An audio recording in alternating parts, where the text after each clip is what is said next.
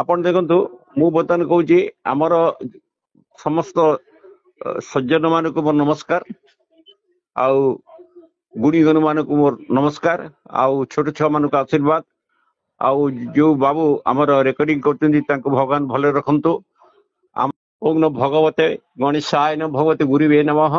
प्रथमे सज्जन मान को नमस्कार आउ मालिका भी जो मालिका भी नमस्कार आउ जो भाई आमर ज्ञानी गुणी लोक जे आपणकर वीडियो कैसेट करिवे ताकू भी प्रणाम।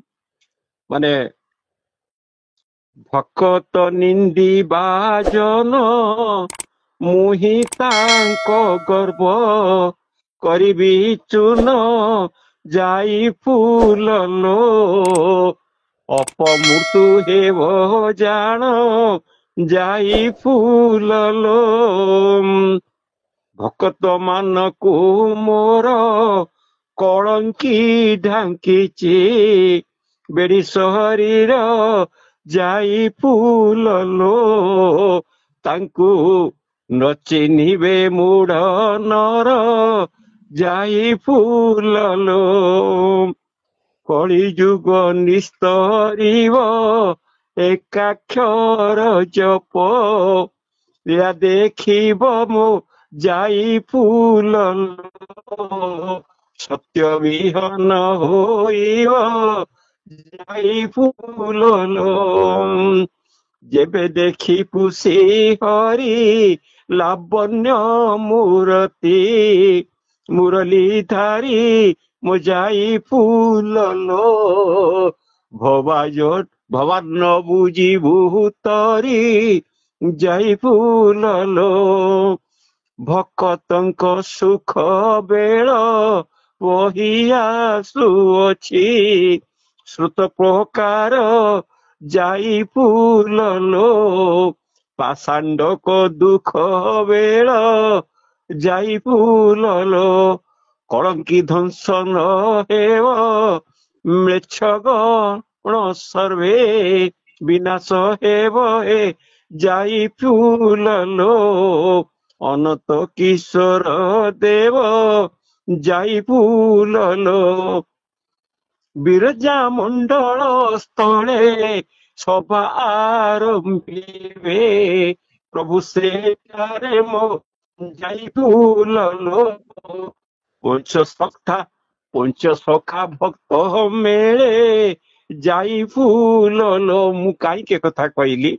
माने आको हारदास लिखिचंती भक्त जो माने से रहिबे जो माने विभक्त से माने रहिबे नहीं पाषाण लोक रहिबे नहीं जे गोटे गोटे पैसा वाला से गर्व करुछंती सब तो निंदा करछंती क्यों मालिका को मु निंदा करू नहीं कि मालिका को व्यर्थ करी जो माने लिखिचंती हीरा कुदु भंद बांघिबो ए बेठी बाहराते खंडा अच्छी से गुफा भितर साधु अच्छी से शून्यपोथी कथा कहूची आज्ञा मु देखंतो मु गोटे होची प्रैक्टिकल पिला 78 वर्ष बयस हेलानी मु सब देखुची सब शुणुची सब सहुची किंतु जो माने भक्त से माने को जो एकाक्षर जप लीला देखिबो एकाक्षर तो होची एक रे मु होची राक्षस ओम होची एकाक्षर तार कौन वो मो कहली चलला कि मन अणाकार एकाक्षर ओमती एते अच्छी किंतु भक्त को कलंकी डाकिचे आपण देखो गोटे कला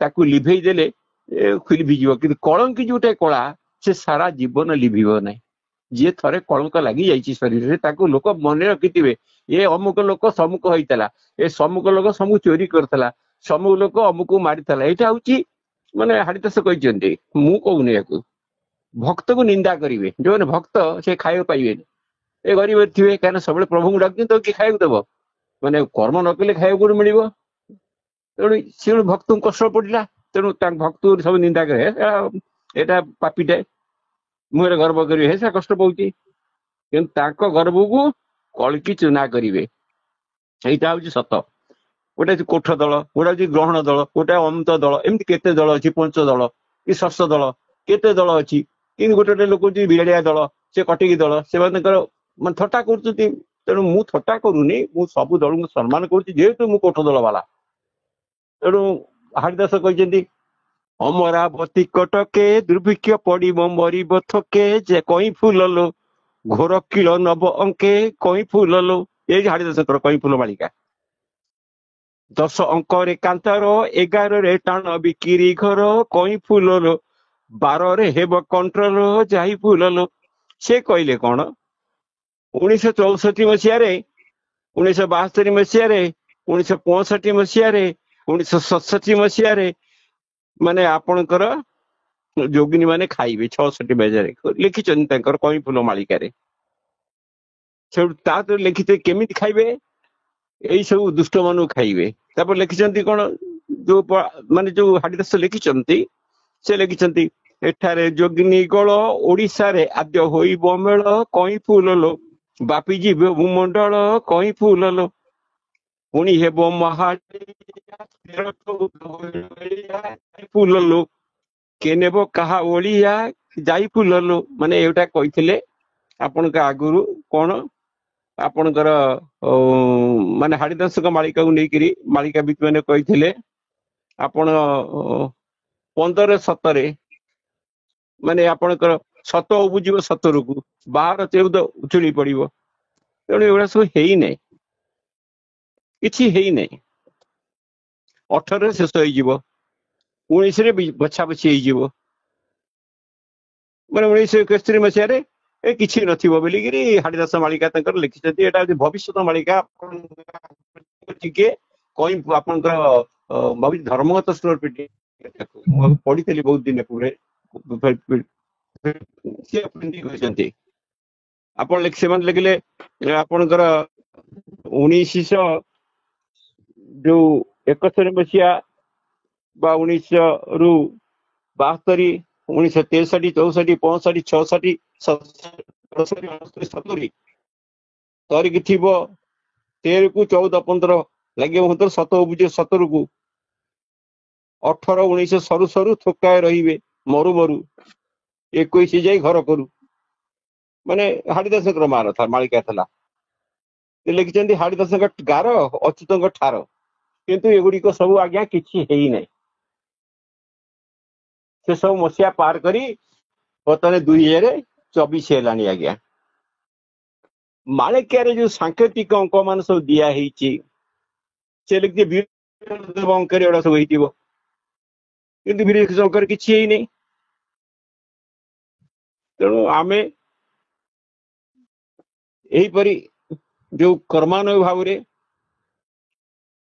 ଯୋଉମାନେ ଧର୍ମ ବିଶ୍ୱାସୀ, ଯୋଉମାନେ ସାଧୁ ସଂସ ବିଶ୍ୱାସୀ, ଯୋଉପରେ ମହାପୁରୁଷଙ୍କ ବିଶ୍ୱାସୀ, ଯୋଉମାନେ ବା ସତ୍ୟ ଅଛି ବା ଶାନ୍ତି ଅଛି ବା ଦୟା ଅଛି, କ୍ଷମା ଅଛି, ବ୍ରତ ଅଛି, ଆଚରଣ ଅଛି, ଜପ ଅଛି, ଶୌଚ ଅଛି, ନିଷ୍ଠା ଅଛି, ପତିବ୍ରତା ନିଜକୁ ନିଜର ପବିତ୍ର ରହୁଛନ୍ତି, ଝିଅକୁ ସେମାନେ ମନ୍ତ୍ର ପାଠ କରୁଛନ୍ତି, ଗୁରୁ ନାମ ନେଉଛନ୍ତି, ଦୈନନ୍ଦିନ ଜୀବନ ଖୁସିରେ ଯାପନ କରୁଛନ୍ତି। ସେଇମାନଙ୍କୁ ଯଦି ସେମାନେ ଗୁରୁ ବାକ୍ୟ କରିଥିବେ ଏମାନଙ୍କ କଥା ତାଙ୍କୁ କିଛି ଫଳିବ ନାହିଁ, ସେମାନେ କିଛି ଦେଖିବେ ନାହିଁ, ତାଙ୍କ ଆଗରେ କିଛି ହବନି, ସେମାନେ ପ୍ରଳୟ ଆସିବ ନାହିଁ।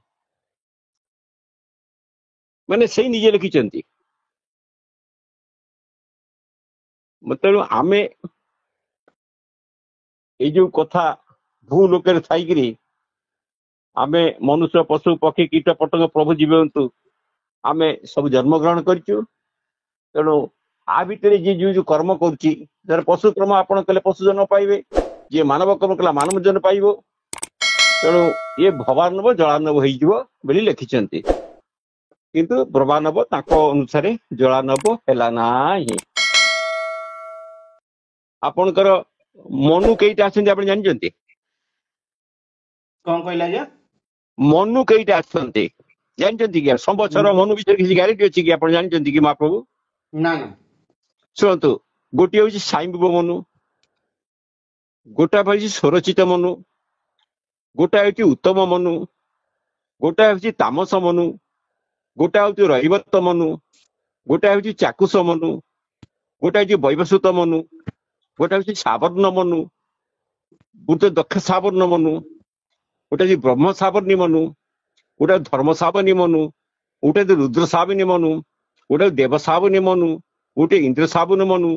ଏଇ ଯୋଉ ମନୁ ରହିଲା ବା संवत्सर रहा आकु एक ज्योतिष माने जानी एबे जेमती आमे संकल्प करछु भविष्यंतर पांते कली जुगे आद्यपते भारत गणतंत्र उत्तर प्रदेश तेणु सी जिन अनुसार जदि आमे देखिबा आमर मनु जो भोग होउची से मनुर किछि सत्ता एपंते आमे पाइनु मो हिसाब रे कहना जेहेतु मु आ पूर्वरु कहिछि जे एटा हई शिव संवत्सर चलती केते मनुरे गोटे संवत्सर केते कल्प हुए मुआकू बुझेइछि जदि आपण ताकू रखिथिबे मने जो मालिका बीत माने कहिथिले आपणकर आपणकर जो 1965 मसीह कलिजुग शेष 1965 मसीह ठारू सन 1972 मसीहा पर्यंत यही 7 वर्ष मध्य मृक्ष संहार हम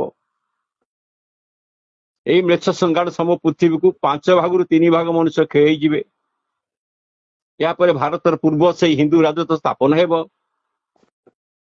भारतर मंत्रित्व शासन उठी जाई राजतंत्र प्रतिष्ठा हेब आ 1968 मसीह बलदेव राजा हेबे स्वयं बलदेव आ कानू परिचार हेबे गोटा किछि ही नहीं आज्ञा सेगुड़ा किछि ही नहीं आज्ञा से 1972 1979 पर्यंत 7 वर्ष सप्त महादेश परिभ्रमण कर समग्र पृथ्वी राजतंत्र शासन प्रतिष्ठा करेंगे किछि ही नहीं आज्ञा तापरे सारा देश बोली भारत को 1980 मसीह फेरी आसी एप्रिल 16 तारिख दिल्ली सिंहासन पृथ्वी रे श्रेष्ठ राजा ही बोलाइबे बोलिकी माने मालिका बीती माने कहते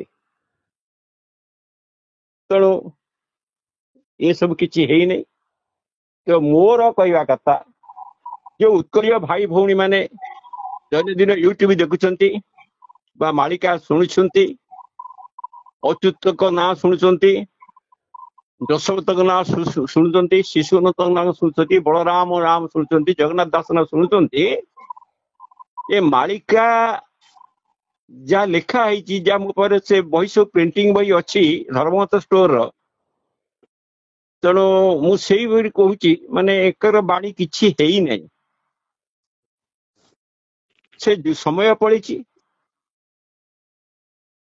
तेणु से माने लिखिचंती भारत भविष्यत ये मालिका पर निर्भर करे किंतु ये भारत भविष्य ये मालिका पर किसी निर्भर करू नहीं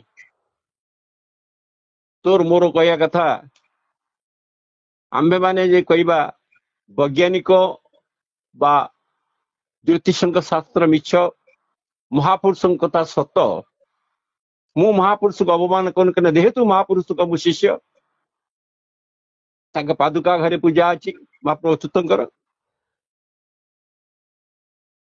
तेणु से कहया कथा ये जो प्रलय आसव तेज प्रलय सी 1964 मसीहा अगस्त 1 तारिख 1967 अगस्त तारिख पर्यंत रही 3 वर्ष सूर्यमंडल उत्ताप अति प्रखर हेब आउ मनुष्य मान पड़े मनुष्य मान अतिशय उत्त्यक्त उठे और परस्पर मध्य बद कर संघर्ष हो शेष में हणाहणी मरवे माने ये जो महापुरुष हरिदास की अच्युतानंद लिखिं भविष्य मालिका से लिखिं केबे अगस्त 19 अगस्त 1 तारिख 1964 मसीहा रु 1967 मसीहा तेणु आमे केते मालिका को सत बुझा कि मालिका एक कथा न कही माने मन को लिखिं पुणी से लिखिं प्रखर सूर्यकिरण भयंकर अग्नि तेज द्वारा विभिन्न स्थान अनेक घर द्वारा ग्राम नगर प्रकृति पोड़ी धुआं धुआं जल निया लगी केबे टाइम 1964 मसीह अगस्त 1 तारिख 1967 मसीहा 1 तारिख पर्यंत यही 3 वर्ष हम बुझे आज्ञा आज्ञा किंतु एटा किछि है नहीं तेणु ପୁଣି ସେମାନେ ଲେଖିଛି ଏମାନଙ୍କ ଭିତରେ ମଣିଷ ଭିତରେ ବିଲୁଆ କୁକୁର ସାପ ବାଘ ଭାଲୁ ପ୍ରଭୃତି ହିଂସ୍ର ଜନ୍ତୁ ମାନେ ଏଇ ପ୍ରକୃତ ସୁଯୋଗରେ କହିନେ ପାଗଳ ହୋଇ ଚତୁର୍ଦିଗ ବୁଲିଏ ଘରେ ଘରେ ପଶି ଖାଇବେ। ମାନେ ଏଇ ଯୋଉ ଭବିଷ୍ୟତ ମହାଦାସଙ୍କର ଅଚ୍ୟୁତାନନ୍ଦଙ୍କ ଧର୍ମସ୍ୱର ପିଟି କରି ଛାଡିଛନ୍ତି ବାହାରକୁ। ମୁଁ ସେଇ କଥା ଆପଣଙ୍କୁ କହୁଛି।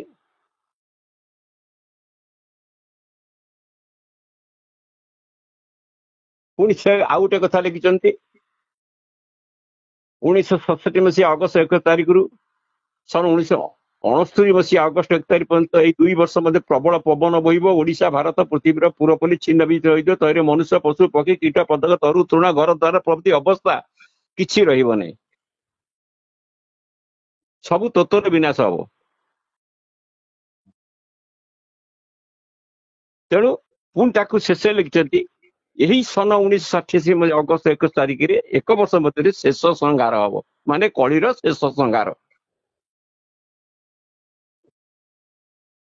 ପୁଣି ସେଇ ସମୟରେ ଲେଖି ପୃଥିବୀରେ ଦ୍ୱିତୀୟ ମହାସମର ଲାଗିବ, ଯାହାକି ମହାଭାରତ ଯୁଦ୍ଧରେ ଯୋଉ ଓଡିଆ ଅଛି ସେତିକି ବେଳେ ହେବ। କିନ୍ତୁ ଏଇଟା କିଛି ହେଇନି।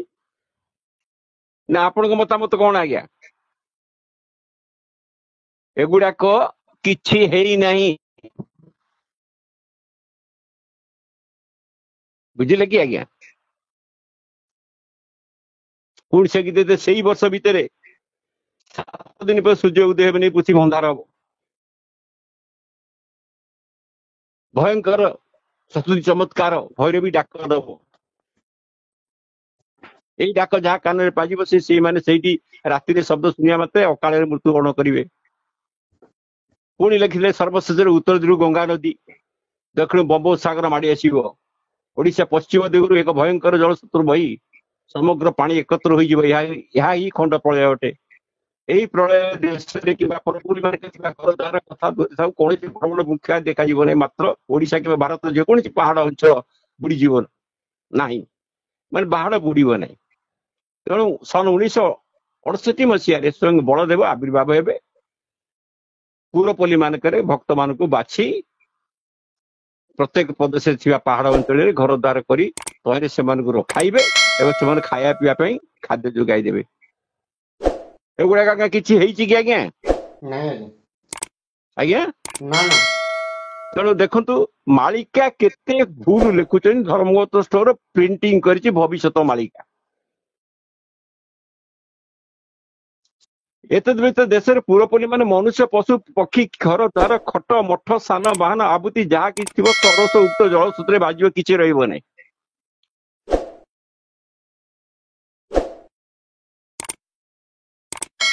ଏଇ ସମୟ ଭିତରେ ପୃଥିବୀରେ ଜନଶୂନ୍ୟ ହୋଇଯିବ।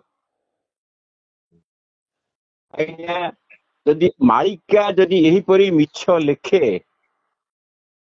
ଆଉ ତାକୁ ଯଦି ଭକ୍ତମାନେ ପଢନ୍ତି ସେମାନଙ୍କ ଉପରେ କଣ ବିତିବ? ଭୟ କରିବେ। ଆଉ ଗୋଟେ କଥା, ଏତଦ୍ ବ୍ୟତୀତ ଭୌଗୋଳିକ, ରାଜନୈତିକ, ଧର୍ମନୈତିକ, ଅର୍ଥନୈତିକ, ସାଂସ୍କୃତିକ ପ୍ରଭୃତି ସମଗ୍ର ଭାରତରେ ଆଶ୍ଚର୍ଯ୍ୟ ପ୍ରକାର ପରିବର୍ତ୍ତନ ହୋଇଯିବ। ହବ ନାଇଁ କି ଆଜ୍ଞା? ମିଛ ମାଳିକାକୁ ମିଛ ପ୍ରଚାର କରି ଅମୁକ ଦିନ ହୀରାକୁଦ ଭାଙ୍ଗିବ, କଳ୍କି ଏଠି ଆବିର୍ଭାବ ହେଲେ, ସମ୍ବଳ ଗ୍ରାମରେ ମାନନୀୟ ପ୍ରଧାନମନ୍ତ୍ରୀ ପହଞ୍ଚିଲେ, এইটা ଆଜ୍ଞା ଯୁକ୍ତିଯୁକ୍ତ କି ଆଜ୍ଞା? ମୁଁ କହନ୍ତୁ, ମୋ ପାଖରେ ଧର୍ମଗତ ଷ୍ଟୋର ପ୍ରବଳ ବହି ଅଛି।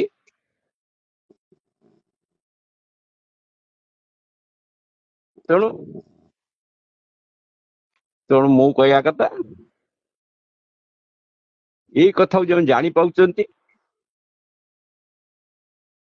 ଇଏ କଣ କରନ୍ତୁ, କଳି ଯୁଗକୁ ନିଜ ଶୋଇବା ଖଟ ଖୁରାରେ ବାନ୍ଧି ପକାନ୍ତୁ।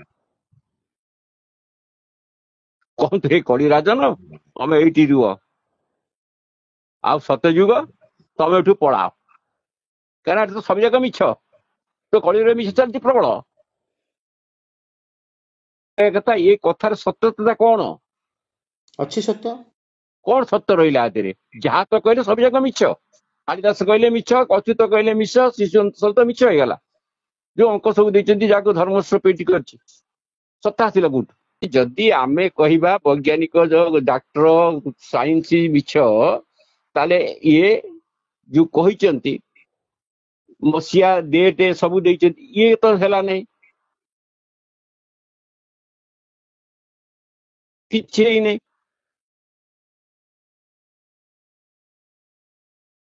ତେଣୁ ଆମେ କଣ କରିବା? ଆମେ ଆଙ୍କୁ ଶୁଣିବା, ଆଜ୍ଞା କରିବା, କିଛି ନାହିଁ କରିବାର, ଖାଲି ରହିକିରି ଭଗବାନଙ୍କୁ ପ୍ରାର୍ଥନା କରିବା। ସ୍ମରଣ କରିବା, ଆଉ ଏତିକି କହିବା, ହେ ପ୍ରଭୁ ଏ ସୃଷ୍ଟି ତୋର, ମୁଁ ବି ତୋର, ଯାହା କରୁଛି ସବୁ ତୋର, ଆ ଦେହରେ ମୋର କିଛି ନାହିଁ। କିନ୍ତୁ ଆମର ଗୋଟିଏ ପଦ ଅଛି, ଆପଣଙ୍କର ଯୋଉ ଭାଗବତ ଜଗନ୍ନାଥ ସେ ଲେଖିଛନ୍ତି, ପ୍ରଭୁ କଣ କରନ୍ତି? ସମସ୍ତଙ୍କ ଭୟର ନିବାରଣ କରନ୍ତି, ନିଜ ଶରୀର ଠାବ ଦିଅନ୍ତି। ତେଣୁ ସେଇ ପ୍ରଭୁଙ୍କର ଯାହାର ନାହିଁ ମିତ୍ର ବୈରୀ, ଚଣ୍ଡାଳୁ ବ୍ରହ୍ମ ଆଦି କରି, ସାଧୁଙ୍କୁ ପାଳି ଦୁଷ୍ଟ ନାଶୀ, ଦୟାସା ଗର ବ୍ରହ୍ମ ରାଶି। ତେଣୁ ଶୁଣିଭ ଯନ୍ତି ଯେତେ ପ୍ରାଣୀ, ତରନ୍ତି ଭବ ତରଙ୍ଗିଣୀ।